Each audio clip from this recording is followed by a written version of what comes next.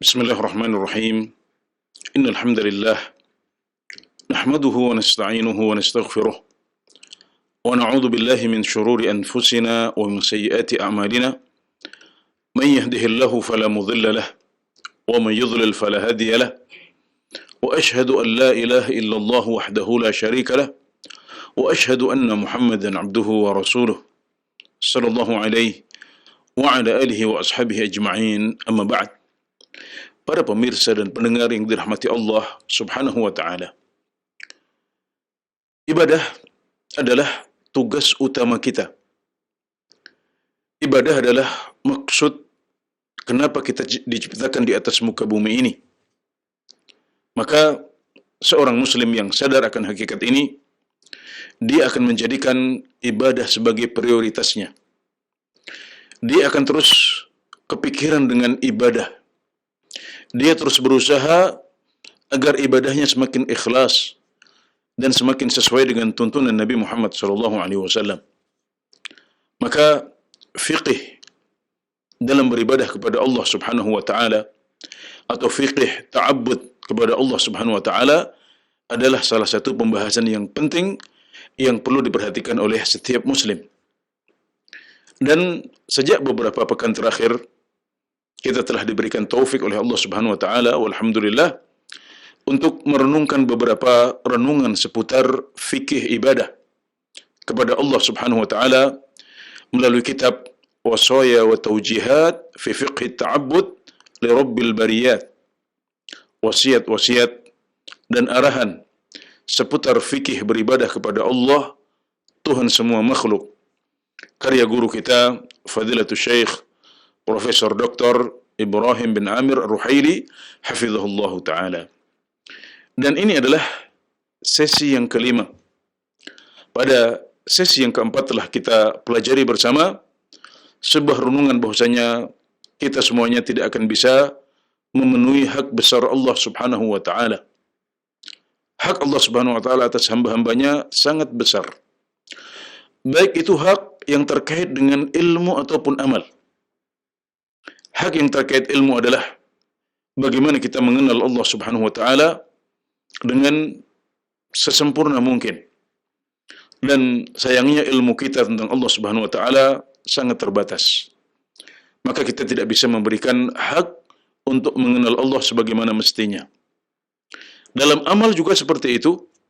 Sebaik apapun ibadah dan amalan kita kepada Allah Subhanahu wa taala, maka itu tidak akan bisa memenuhi hak Allah Subhanahu wa taala.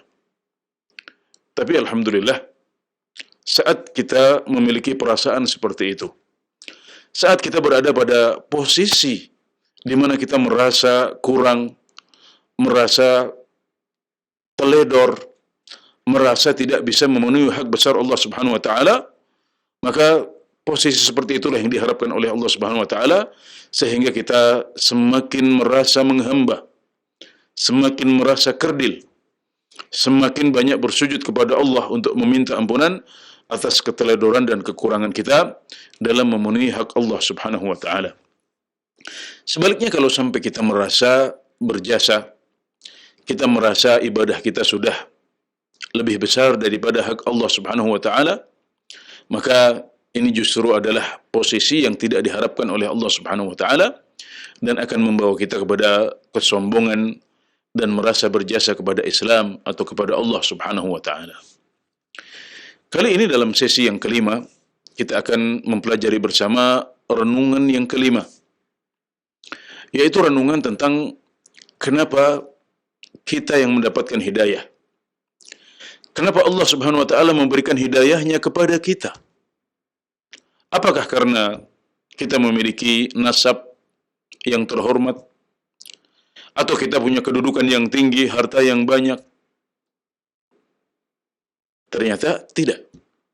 Nanti kita akan jawab ini semuanya, dan kita memulai dengan apa yang dijelaskan oleh Fadilatul Syekh Ibrahim bin Amir Ar-Ruhaili, bahwasanya kalau kita merenungkan diri kita dan orang-orang di sekitar kita, maka kita akan dapati bahwasanya kita ini adalah minoritas di tengah orang-orang yang tidak mau beriman kepada Allah Subhanahu wa taala. Tentunya tidak dalam konteks negara kita, atau provinsi tempat kita tinggal, atau desa tempat kita dilahirkan. Tapi ini konteksnya adalah untuk seluruh dunia dan lintas zaman.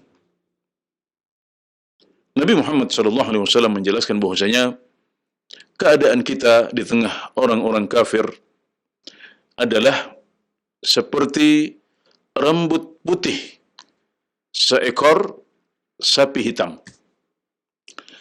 atau seperti jumlah rambut hitam dari seekor sapi putih. Jadi jumlah kita sangat sedikit dibandingkan orang-orang kafir di seluruh dunia dan di sepanjang zaman. Karena kalau kita berbicara tentang seluruh dunia pada zaman ini, maka kita akan dapati bahwasanya menurut sensus, ya, jumlah umat Islam saat ini adalah 2,02 miliar.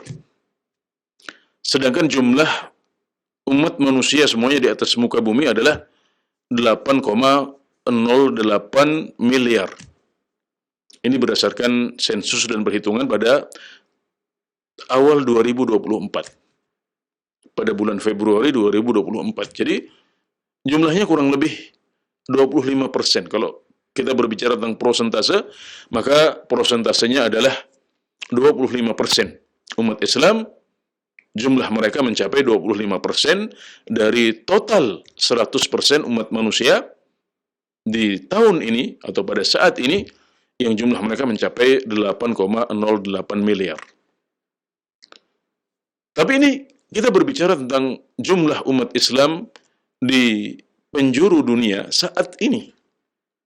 Tapi kalau kita berbicara dalam konteks yang lebih luas, yaitu seluruh dunia, semua jagat raya, dan yang ditinggali manusia adalah planet bumi sepanjang masa, maka gambarannya adalah seperti yang disampaikan oleh Rasulullah SAW dalam sebuah hadis riwayat Muslim, "Mal muslimuna fil kuffar illa kasya'ratin bayda fi thawrin aswad, atau kasya'ratin sauda fi thawrin abyad." Tidaklah umat Islam di tengah-tengah orang-orang kafir kecuali seperti beberapa helai, kecuali seperti sehelai rambut putih di tengah-tengah rambut yang dimiliki oleh seekor sapi jantan yang berwarna hitam, atau seperti sehelai rambut di tengah-tengah rambut hitam yang dimiliki oleh seekor, ya, sekali lagi saya coba terjemahkan, "Mal muslimuna fil kufar illa kasya'ratin bayda fi thawrin aswad, atau kasya'ratin sauda fi thawrin abyad." Tidaklah kondisi umat Islam di tengah orang-orang kafir itu kecuali seperti satu helai rambut putih di tengah-tengah rambut hitam yang dimiliki oleh seekor sapi jantan berwarna hitam, atau seperti sehelai rambut hitam di tengah-tengah rambut putih yang dimiliki oleh seekor sapi jantan putih. Nah, jadi ini adalah perumpamaan yang dibuat oleh Rasulullah SAW. Jadi bandingannya sangat sedikit, sangat kecil. Coba kita membayangkan ada seekor sapi betina, seekor sapi jantan yang memiliki rambut hitam. Jadi warna dasarnya adalah hitam. Binatangnya adalah binatangnya adalah sapi jantan. Sapi jantan itu badannya biasanya lebih besar, ya, lebih gagah, lebih luas daripada sapi betina, lebih tinggi juga dia. Maka rambutnya juga seharusnya menjadi lebih banyak daripada sapi betina. Nah, dengan perbandingan seperti itu, kondisi umat Islam atau jumlah populasi umat Islam itu hanya seperti satu rambut putih, sehelai rambut putih di tengah-tengah banyaknya rambut hitam yang dimiliki oleh seekor unta jantan berwarna hitam. Atau sebaliknya. Kondisi dan jumlah populasi umat Islam itu seperti satu helai rambut hitam di tengah-tengah banyaknya rambut putih yang dimiliki oleh seekor sapi jantan yang berwarna putih. Nah, jadi perumpamaannya hanya sedikit sekali. Seekor sapi jantan yang besar, yang tinggi, yang berwarna hitam, kemudian dia memiliki sedikit rambut putih atau satu rambut putih saja. Perumpamannya seperti itu. Tapi tentunya seperti yang telah kami sampaikan di depan, ini konteksnya adalah tentang jumlah umat Islam semuanya dibandingkan dengan jumlah seluruh penduduk bumi, atau dibandingkan dengan orang-orang kafir yang tidak mau memeluk Islam sepanjang zaman. Jadi konteksnya sangat luas. Dan tentunya kita sebagai seorang muslim, ya, ketika hadis ini adalah hadis yang sahih kepada kita, ya, hadis yang sahih dan sampai kepada kita dengan sanad yang sahih, maka kewajiban kita adalah mengimani kabar-kabar seperti ini. Kita beriman, ya, sebelum kita membuktikannya kita sudah beriman dahulu. Ya, sebelum kita mencari perbandingannya dengan data-data. Ya, dan tentunya tidak mudah untuk mendapatkan data. Ya, kalau di zaman sekarang mungkin ada sensus, ya, ada data dalam 10 tahun terakhir, dalam 50 tahun terakhir. Tapi kalau kita berbicara tentang kondisi penduduk bumi 100 tahun yang lalu, tentunya datanya tidak selengkap sekarang. Bagaimana dengan 200 tahun yang lalu, 500 tahun yang lalu, 1 abad yang lalu, ya, atau 10 abad yang lalu? Pada zaman Nabi Muhammad SAW, pada zaman Nabi Musa alaihissalam, pada zaman Nabi Ibrahim, dan pada awal sejarah umat manusia. Maka kita tidak mudah untuk mendapatkan data seperti itu. Kalaupun ada, maka kemungkinan besar itu adalah prediksi-prediksi saja yang tidak dipastikan kebenarannya, yang tidak bisa dipastikan kebenarannya. Sedangkan kesahihan sabda-sabda Rasulullah SAW, juga kesahihan kandungan Al-Quran, ini adalah sesuatu yang mutlak yang harus kita kedepankan di atas logika atau data apapun. Jadi bagi seorang muslim cukup mendengar sabda Rasulullah SAW, tapi sabda tersebut ada dalam hadis-hadis yang sahih. Atau kalau kita mendengar suatu kabar dalam ayat Al-Quran, yang tentunya ayat Al-Quran adalah mutawatir, semua ayatnya mutawatir, maka kita wajib untuk beriman dengan kabar-kabar seperti ini. Jadi hadis ini termasuk hadithul akhbar, hadis berupa kabar yang menuntut kita untuk beriman kepada apa yang telah disampaikan oleh Rasulullah SAW. Maka kita katakan, aku beriman kepada apa yang telah disampaikan oleh Rasulullah SAW dalam hadis riwayat Muslim ini. Yang intisari adalah bahwasanya kondisi umat Islam dibandingkan umat-umat yang lain, yaitu umat-umat yang tidak mau memeluk Islam. Jumlah umat Islam dibandingkan dengan jumlah orang kafir semuanya di seluruh muka bumi dan di sepanjang zaman, itu kondisinya adalah seperti yang disebutkan dalam hadis ini. Jumlah mereka sangat sedikit. Perumpamannya seperti sehelai rambut putih di tengah-tengah rambut hitam yang dimiliki oleh seekor sapi jantan berwarna hitam. Atau sebaliknya, seperti sehelai rambut hitam di tengah-tengah banyaknya rambut putih yang dimiliki oleh seekor sapi jantan berwarna putih. Jadi seperti itu perumpamaannya yang wajib untuk kita imani. Intisarinya adalah bahwasanya jumlah kita sangat sedikit. Nah, untuk kemudian ketika kita merenung lebih jauh, ternyata jumlah umat Islam sangat sedikit dibandingkan dengan jumlah orang-orang kafir. Maka kemudian di situ menimbulkan sebuah pertanyaan. Apakah arti prosentase ini? Apakah arti jumlah yang sangat sedikit ini dibandingkan jumlah yang sangat banyak itu? Apakah kita pernah merenung untuk kemudian mensyukuri nikmat ini? Apakah kita sudah menghormati nikmat dan anugerah ini sebagaimana mestinya? Nah, ini adalah beberapa pertanyaan yang kemudian menyeruak setelah kita memahami hadis riwayat Muslim dari Rasulullah SAW di atas. Jadi muncul dari situ sebuah renungan bahwasanya umat Islam adalah orang-orang yang terpilih. Umat Islam adalah orang-orang yang telah dipilih oleh Allah Subhanahu wa taala di antara sekian juta dan sekian miliar umat manusia. Juga dari sekian miliar umat dakwahnya Nabi Muhammad SAW.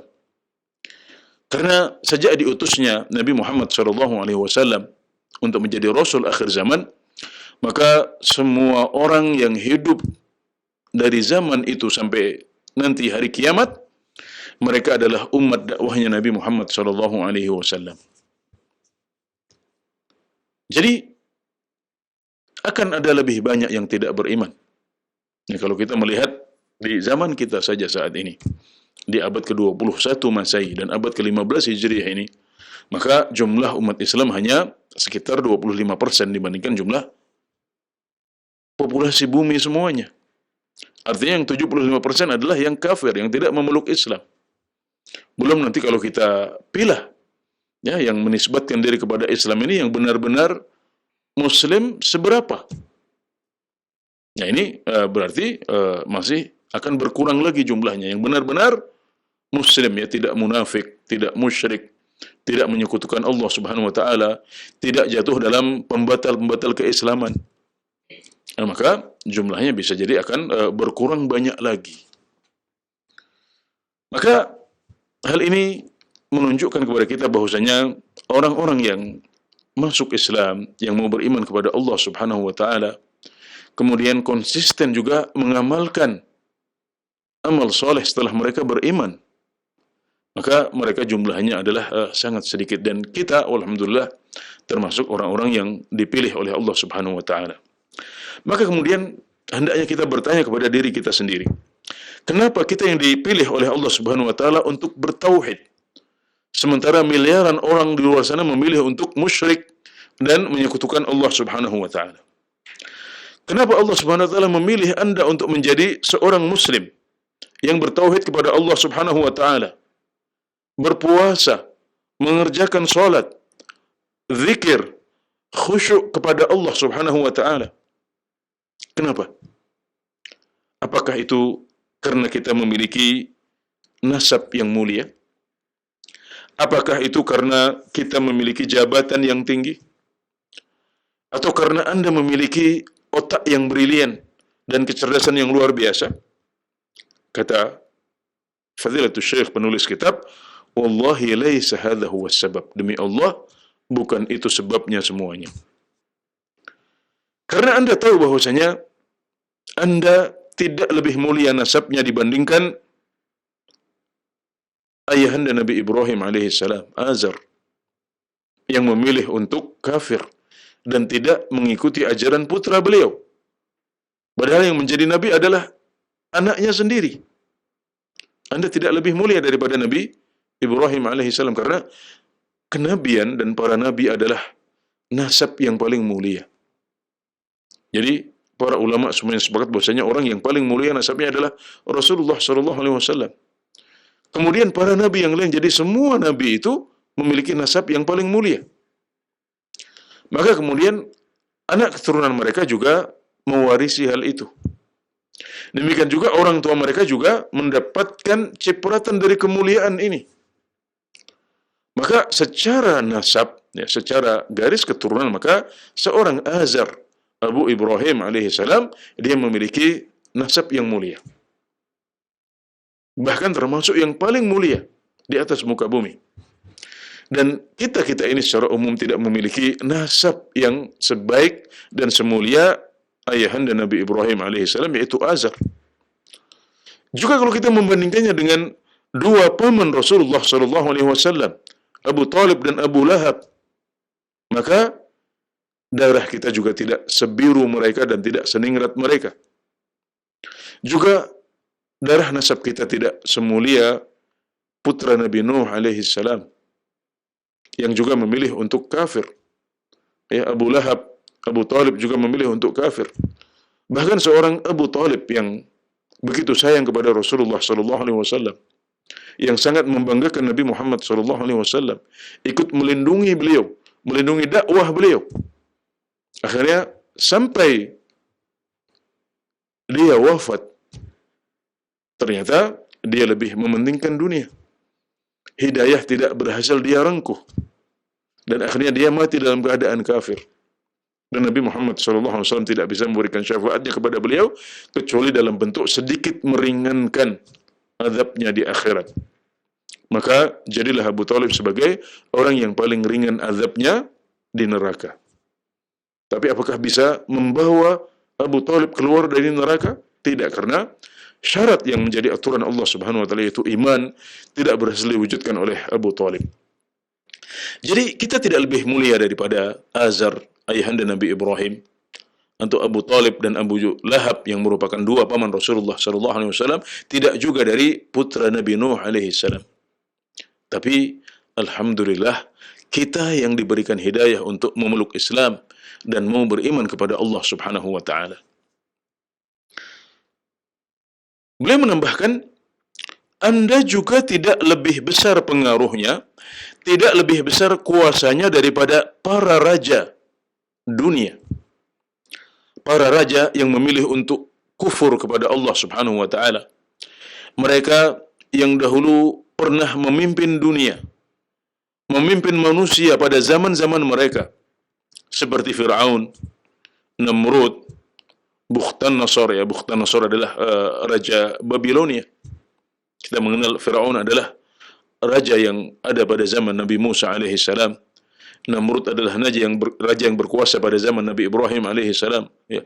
Bukhtanasar adalah rajanya Babilonia, yang kalau di sejarah kita, di buku sejarah dunia, dalam versi Indonesia kita membacanya sebagai Nebukadnezar. Ya, Bukhtanasar. Kemudian juga Abraha yang merupakan raja Yaman, ya, pada masa sebelum diutusnya Nabi Muhammad SAW, yang dahulu pernah berusaha untuk menyerang Ka'bah. Kemudian Allah Subhanahu wa taala binasakan dia di Wadi Muhassir, mendekati kota Mekkah. Jadi Anda tidak lebih berpengaruh dan tidak lebih besar kuasanya daripada para raja ini, Fir'aun, Namrud, Bukhtanasar, kemudian Abraha. Dan Anda juga tidak lebih tinggi kedudukannya dibandingkan para pemimpin Arab.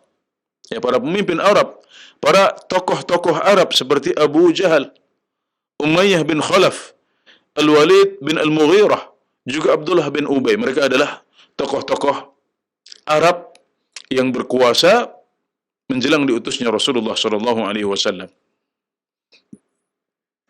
Jadi Anda tidak lebih mulia daripada orang-orang yang ningrat dari keluarga para nabi. Anda tidak lebih berkuasa dan berpengaruh dibandingkan para raja dan para tokoh Arab ini. Kemudian juga Anda tidak lebih cerdas daripada para filsuf. Pada zaman terdahulu juga para penemu, ya, para tokoh-tokoh penemuan ilmiah pada zaman kita, yang bisa jadi membuat kita dahulu sempat takjub, sempat kagum dengan kecerdasan mereka. Karena Allah memberikan mereka otak yang sangat brilian, sangat cerdas. Yudrabu bihimul mathalu fil dzaka. Jadi kecerdasan mereka itu terus digaung-gaungkan, diingat-ingat, dianggap sebagai salah satu yang paling cerdas sepanjang sejarah. Karena banyaknya penemuan yang mereka lakukan, juga bermanfaatnya penemuan-penemuan yang mereka lakukan. Tapi mereka ini adalah orang-orang, banyak dari mereka ini adalah orang-orang yang utu zakaan walam yu'tau zakaan. Mereka diberikan kecerdasan, tapi mereka tidak diberikan kesucian jiwa. Mereka diberikan kecerdasan duniawi. Mereka diberikan ilmu dunia, tapi mereka tidak mendapatkan ilmu akhirat dan tidak mendapatkan kebahagiaan akhirat juga. Ini adalah satu hal yang sangat disayangkan. Fadilatul Syekh Ibrahim bin Amr Ruhaili saat mensyarah kitab ini juga menukil dari Ibnu Taimiyah rahimahullah taala bahwasanya para filsuf, ya, para ahli ilmu dunia ini mereka diberikan kecerdasan. Utu zakaan. Walam yu'tau zakaan. Mereka diberikan kecerdasan. Beliau mengakui itu. Dalam urusan dunia mereka sangat cerdas, mereka sangat brilian, mereka sangat unggul dibandingkan banyak orang-orang yang tidak bisa mencapai prestasi mereka. Tapi mereka tidak diberikan zakat, tidak diberikan hidayah, tidak diberikan kesucian jiwa.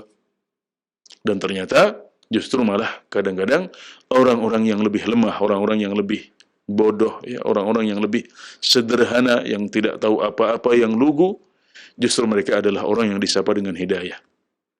Sebagaimana dikatakan oleh sebagian ahli hikmah, al-faiz ala man kana ala dinil ajais.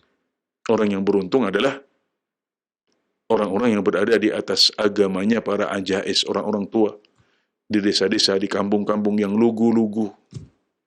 Mereka kelihatan disepelekan. Mereka miskin, mereka tidak memiliki dunia yang banyak. Mereka bukan orang-orang yang cerdas. Tapi kalau kita melihat kepada hidayah, kepada akidah, kepada akhlak, kepada amal, kepada iman, kepada taqwa, maka mereka bisa jadi jauh lebih baik daripada orang-orang yang cerdas itu. Bahkan Ibnu Taimiyah rahimahullah ta'ala menyebutkan bahwasanya seorang Ibnu Sina atau Avicenna, seorang tokoh keilmuan Islam yang sangat diagungkan dan sangat dihormati.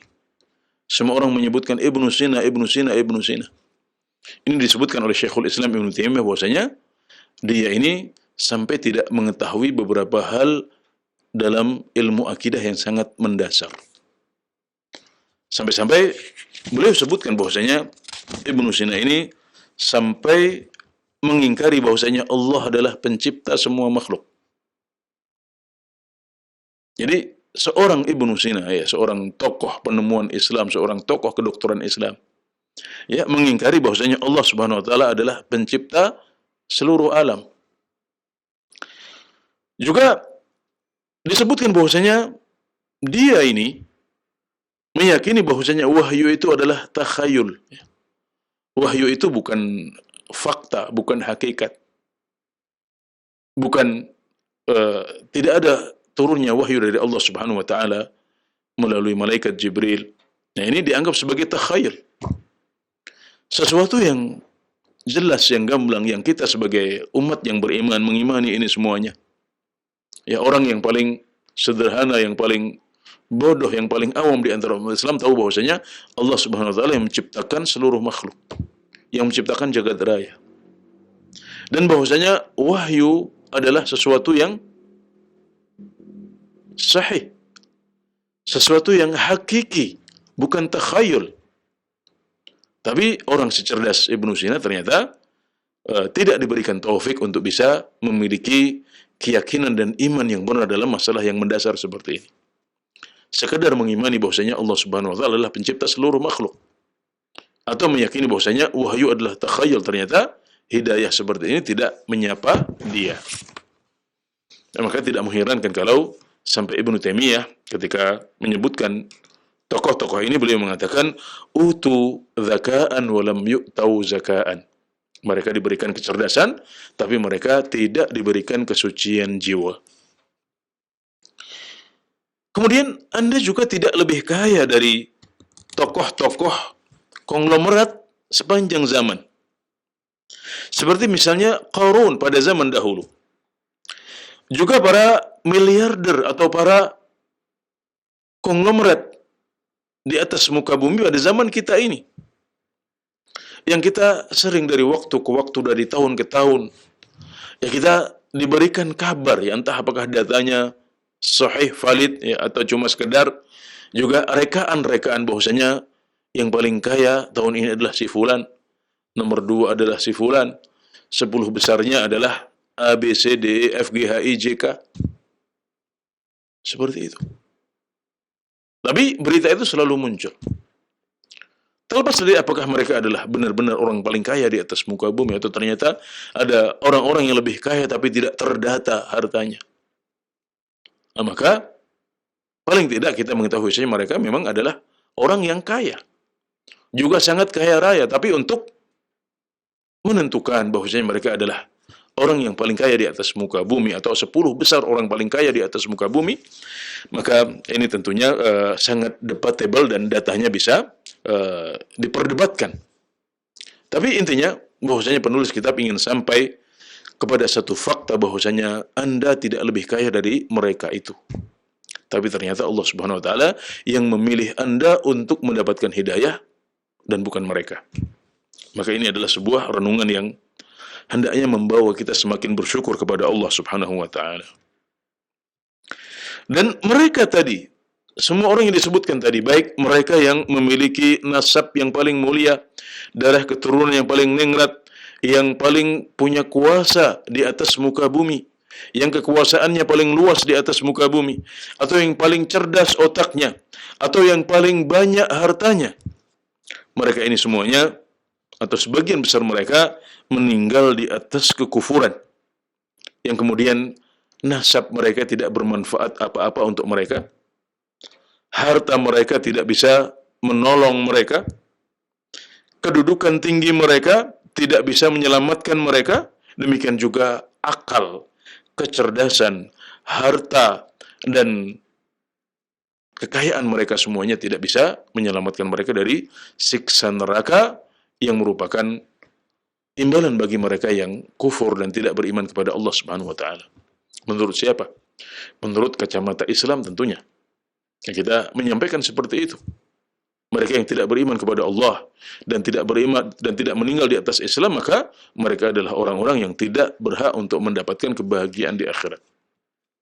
Dan ini adalah sebuah akidah yang diyakini oleh umat Islam semuanya dan juga disepakati oleh para ulama Islam, bahwasanya agama yang akan diterima oleh Allah Subhanahu wa taala adalah Islam, dan kita tidak ragu untuk mengatakan seperti itu, tidak malu kepada agama-agama lain di luar sana, karena masing-masing agama juga memiliki klaim seperti itu. Maka kita tidak malu untuk menyampaikan bahwasanya kita meyakini bahwasanya hanya Islam yang akan diterima oleh Allah Subhanahu wa taala, sementara agama lain tidak akan diterima oleh Allah Subhanahu wa taala. Jadi sebabnya bukan darah ningrat kita, bukan kerajaan dan kekuasaan kita, juga bukan akal dan kecerdasan kita, tidak pula harta dan kekayaan kita. Lantas apa? Nah, di sini beliau mulai menjawab dengan lebih tegas, ya, bahwasanya penjelasan tentang sebab ini ternyata juga sudah disampaikan oleh Allah Subhanahu wa taala dalam berbagai ayat Al-Qur'an. Ya, di antaranya adalah firman Allah Subhanahu wa taala, "Walakinna Allah habbaba ilaikumul iman wa zayyanahu fi qulubikum wa karraha ilaikumul kufra wal fusuqa wal 'isyan wa ulaika humur rasyidun fadlan min Allah wa ni'mah wallahu 'alimun hakim." Jadi apa sebabnya? Kalau bukan kekayaan, bukan kedudukan tinggi, bukan kerajaan dan kekuasaan, bukan harta dan kekayaan, lantas apa sebabnya? Nah, di sini Allah Subhanahu wa taala menjelaskan. Allah berfirman dalam surat Al-Hujurat ayat 7 sampai ayat ke-8 yang artinya adalah, tetapi Allah Subhanahu wa taala menjadikan kalian mencintai iman. Jadi Allah Subhanahu wa taala yang memilih kita untuk mencintai iman. Jadi hati kita mencintai iman. Allah jadikan iman ini sesuatu yang dicintai oleh hati kita. Allah menghiasi keimanan di hati kita sehingga akhirnya kita memilih untuk beriman. Dan Allah Subhanahu wa taala menjadikan kita membenci kufur, kefasikan dan maksiat. Jadi jawaban pertama adalah bahwasanya Allah Subhanahu wa taala yang memilih kita untuk mencintai iman. Dan sebelum itu Allah Subhanahu wa taala menghiasi iman di hati kita sehingga akhirnya kita cenderung dan jatuh cinta kepada iman, dan akhirnya kita mau untuk beriman kepada Allah Subhanahu wa taala, juga kepada Rasulullah sallallahu alaihi wasallam. Dan Allah Subhanahu wa taala menjadikan kekufuran, kefasikan dan kemaksiatan ini menjadi sesuatu yang dibenci oleh hati kita. Jadi kita mencintai iman karena Allah sudah menghias iman ini di hati kita. Kemudian kita membenci kekufuran karena Allah sudah membuat kekufuran, kefasikan dan maksiat ini sebagai sesuatu yang dibenci oleh hati kita. Allah buruk-burukkan 3 perkara ini dalam hati kita sehingga kita tidak menoleh. Kita tidak tertarik untuk kufur, kita tidak tertarik untuk fasik, tidak tertarik untuk maksiat. Nah, itu adanya di hati orang-orang yang beriman. Kita mengetahui kekufuran, kefasikan, maksiat itu pasti indah-indah. Diiringi oleh hal-hal yang nikmat, yang bisa memenuhi syahwat kita. Dan itu yang Allah hiaskan pada hati orang-orang yang kafir. Tapi di hati orang-orang yang beriman, Allah Subhanahu wa taala menghiasi iman sehingga akhirnya mereka beriman. Allah Subhanahu wa taala memburukkan kekufuran sehingga akhirnya mereka tidak mau untuk kufur. Ulaika humur rasyidun, dan orang-orang seperti itu adalah mereka yang matang. Ya, rasyid itu artinya matang. Namun para ahli tafsir menjelaskan bahwasanya yang dimaksud adalah mereka ini adalah orang-orang yang sabat dan istiqomah di atas keimanan mereka. Kemudian setelah ayat yang ke-7 dari surat Al-Hujurat, Allah Subhanahu wa taala berfirman, "Fadlan minallahi wa ni'mah." Itu semuanya sebagai anugerah dan nikmat dari Allah Subhanahu wa taala. Wallahu alimun hakim, dan Allah Maha mengetahui lagi Maha bijaksana. Jadi tadi bagaimana Allah menghiasi iman dalam hati kita sehingga akhirnya kita mau beriman. Bagaimana Allah memperburuk citra kekufuran sehingga akhirnya kita tidak mau untuk masuk dalam kekafiran. Itu semuanya adalah sebagai anugerah dan nikmat dari Allah Subhanahu wa taala. Jadi Allah yang memberikan anugerahnya kepada kita, Allah yang memberikan nikmatnya kepada kita, dan Allah yang memilih hati kita untuk lebih mencintai iman daripada kekufuran dan kemusyrikan. Dalam ayat yang lain di surat Al-Jum'ah, yaitu ayat ke-2 sampai ke-4, Allah Subhanahu wa taala menegaskan hal ini. Allah berfirman, "Huwallazi ba'atsa fil ummiyina rasulan minhum yatlu 'alaihim ayatihi wa yuzakkihim wa yu'allimuhumul kitaba wal hikmah wa in kanu min qablu lafi dhalalin mubin wa akharina minhum lamma yalhaqu bihim wa huwal azizul hakim. Dzalika fadlullahi yu'tihi man yasha' wallahu dzul fadlil 'azim." Yang artinya, dialah Allah yang telah mengutus di antara orang-orang yang tidak bisa membaca dan menulis seorang rasul dari mereka yang membacakan ayat-ayatnya atas mereka, yang mensuci dan yang mensucikan mereka dan mengajarkan kepada mereka kitab dan hikmah, yakni Al-Quran dan Sunnah Rasulullah sallallahu alaihi wasallam. Wa in kanu min qablu lafi dhalalin mubin, wa in kanu min qablu lafi dhalalin mubin, meskipun sebelum itu mereka berada pada kesesatan yang nyata. Wa akharina minhum lamma yalhaqu bihim wa huwal azizul hakim. Dan juga Allah Subhanahu wa taala mengutus beliau kepada orang-orang yang lain yang tidak mencapai prestasi yang telah dicapai oleh kelompok yang pertama tadi itu. Dan Allah Subhanahu wa taala adalah yang maha perkasa lagi maha bijaksana. Jadi dalam 2 ayat pertama yang kami bacakan ini, yaitu ayat ke-2 dan ke-3 dari surat Al-Jum'ah, Allah Subhanahu wa taala menjelaskan bahwasanya Dia telah mengutus Nabi Muhammad SAW di tengah-tengah bangsa Arab yang tidak membaca dan menulis. Bangsa Arab pada masa itu adalah bangsa yang tidak bisa membaca dan juga tidak bisa menulis. Maka Allah Subhanahu wa taala mengutus Nabi Muhammad SAW di tengah-tengah mereka. Kemudian Allah memerintahkan kepada Nabi Muhammad SAW untuk membacakan ayat Al-Quran kepada mereka. Kemudian mensucikan jiwa mereka dengan dakwah beliau dan mengajarkan kepada mereka kitab dan hikmah. Alkitab adalah Al-Quran dan hikmah adalah sunnah Rasulullah SAW. Padahal sebelum itu mereka berada pada kesesatan yang nyata. Jadi sebelum itu mereka berada pada zaman jahiliyah. Kemudian Nabi Muhammad SAW menyampaikan dakwah beliau dan membawa mereka dari kegelapan syirik dan jahiliyah menuju kepada cahaya Islam dan iman. Jadi orang-orang yang diutus Orang-orang yang kepada mereka Nabi Muhammad SAW diutus ini adalah para sahabat.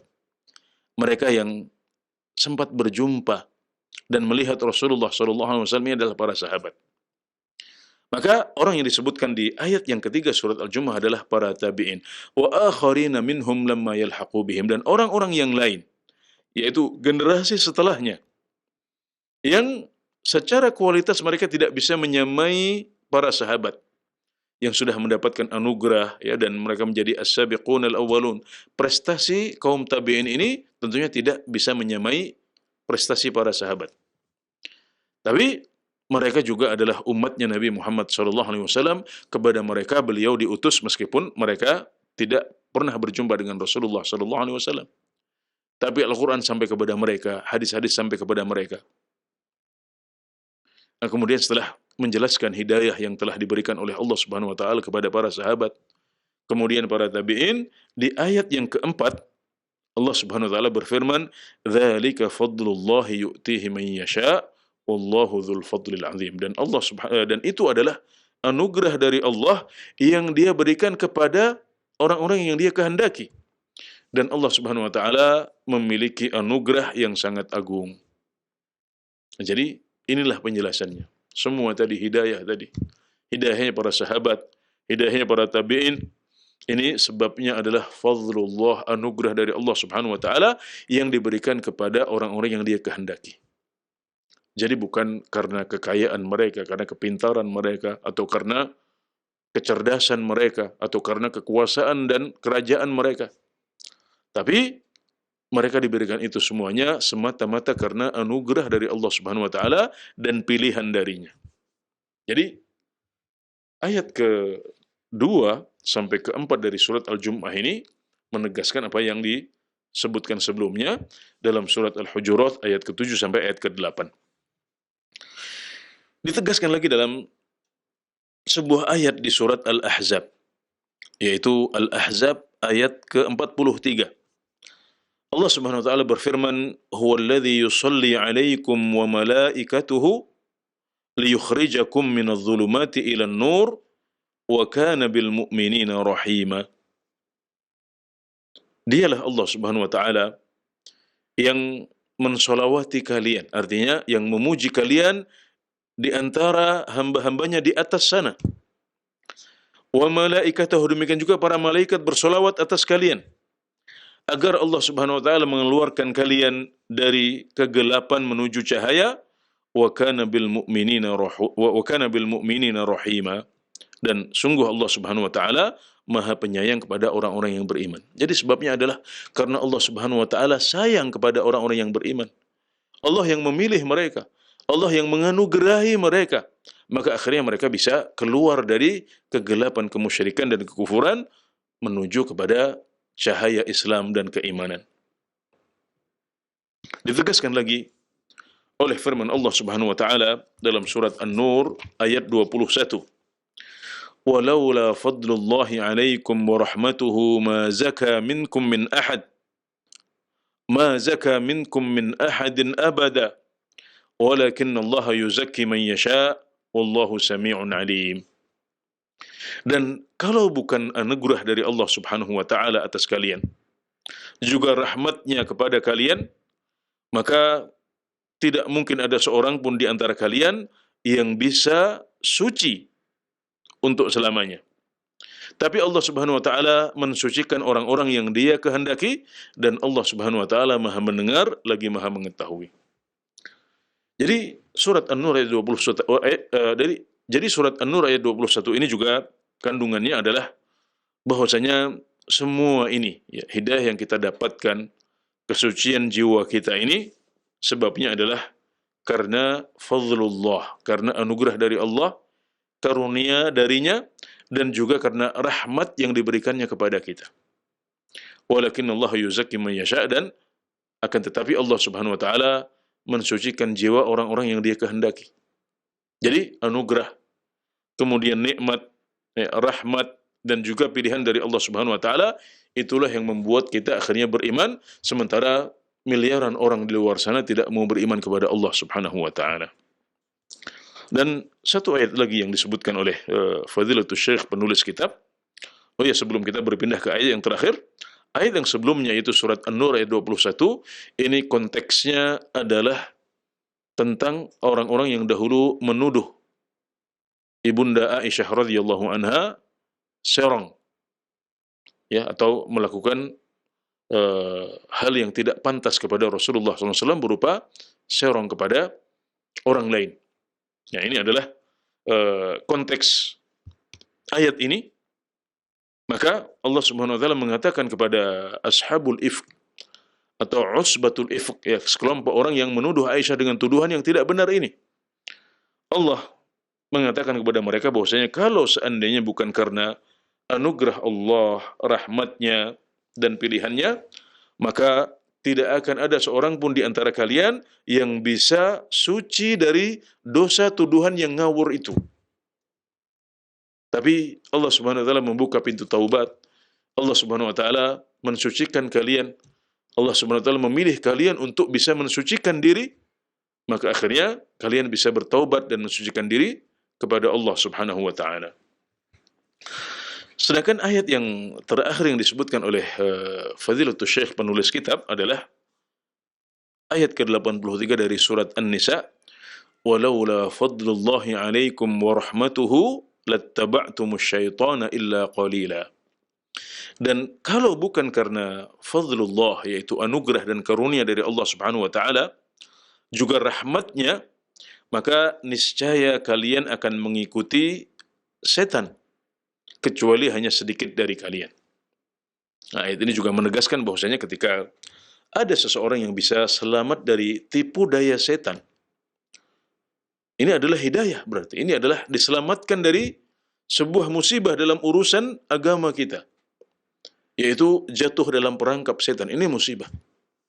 Nah, kalau sampai ada orang yang selamat dari tipu daya dan perangkap setan, maka itu semuanya terjadi karena anugerah dari Allah dan rahmatnya. Nah, jadi 1, 2, 3, 4, 5, ya, 5 ayat atau 5 rangkaian ayat yang disebutkan oleh penulis kitab ini semuanya menjelaskan kepada kita bahwasanya hidayah dan petunjuk yang Allah berikan kepada kita, iman dan Islam yang bisa kita rasakan sekarang, itu sama sekali bukan karena kita pintar atau berdarah biru, atau memiliki kedudukan yang tinggi, atau memiliki ilmu yang banyak, atau memiliki harta dan kuasa yang banyak. Tidak sama sekali. Tapi itu semuanya semata-mata adalah anugerah dari Allah, rahmat darinya, pilihan dari Allah Subhanahu wa taala untuk kita semuanya, walhamdulillah. Kemudian setelah menyebutkan 5 ayat ini, penulis kitab mengatakan bahwasanya ini semuanya adalah ayat-ayat yang muhkamat, ayat-ayat yang maknanya jelas dan gamblang, yang mengabarkan kepada kita bahwasanya sebab hidayah Allah kepada hamba-hambanya yang beriman itu adalah karena rahmat Allah dan anugerahnya kepada kita, padahal kita tidak berhak untuk mendapatkannya. Jadi bukan karena kita punya jasa, bukan karena kita baik, bukan karena kita sudah membantu Allah Subhanahu wa taala misalnya. Tapi boleh menyebutkan bahwasanya semua hidayah ini, baik hidayah irsyad, dakwah yang disampaikan oleh Rasulullah sallallahu alaihi wasallam, ya, kemudian para ulama setelah beliau, sampai para ustadz, para ulama pada zaman kita, itu semuanya adalah bagian dan bentuk dari rahmat Allah Subhanahu wa taala yang diberikan oleh Allah kepada kita semuanya. Juga hidayah taufik, ya, hidayah taufik berupa terbukanya hati kita untuk menerima dakwah itu, menerima dakwah Nabi Muhammad SAW, mengimani ayat-ayat yang beliau sampaikan, mengimani hadis-hadis yang sahih yang sampai kepada kita, yang 14 abad yang lalu sudah disampaikan oleh Rasulullah SAW. Kemudian melalui sanad yang panjang sampai kepada kita, melalui lisan orang tua kita atau guru-guru kita. Maka itu semuanya adalah bagian dari pilihan dan anugerah serta rahmat Allah Subhanahu wa taala. Maka kalau kita menyadari itu semuanya, setelah kita tahu bahwasanya hidayah ini bukan karena kehebatan kita, tapi semata-mata karena Allah yang pilih, Allah yang menganugerahkan, Allah yang menunjukkan rahmatnya kepada kita, maka hendaknya kita semakin bersyukur kepada Allah Subhanahu wa taala, memujinya dalam semua kondisi, mensyukuri semua nikmat ini dan anugerah ini, baik dengan lidah kita, dengan hati kita, maupun dengan anggota tubuh kita. Jadi kita syukuri alhamdulillah Allah Subhanahu wa taala yang memilih kita di antara sekian miliar penduduk bumi sepanjang zaman. Kita yang diberikan nikmat untuk mau beriman, untuk mau memeluk Islam dan mengikuti sunnah Nabi Muhammad SAW. Bukan orang-orang di luar sana yang jumlahnya miliaran. Yang kita ini sangat sedikit jumlahnya. Yang tadi disebutkan seperti sehelai rambut putih di antara rambut-rambut hitam yang sangat banyak, jumlahnya ribuan atau jutaan. Kita sangat kecil, tapi Allah Subhanahu wa taala yang memilih kita. Maka ini adalah sebuah nikmat yang agung yang hendaknya kita syukuri dengan lidah kita, ya, kita memuji alhamdulillah atas nikmat hidayah ini. Kemudian kita juga bersyukur dengan hati kita, ya, dan juga tidak lupa dengan anggota tubuh kita dengan semakin banyak beribadah dan beramal soleh serta mentaati Allah Subhanahu wa taala. Ya, ini adalah renungan yang kelima dari rangkaian kitab Wasaya wa Taujihat fi Fiqh Ta'abbud li Rabbil Bariyat. Semoga bisa menambah iman kita, menambah ilmu kita, menambah wawasan kita, juga menginspirasi dan memotivasi kita untuk semakin bersyukur dan semakin baik dalam beribadah kepada Allah Subhanahu wa taala.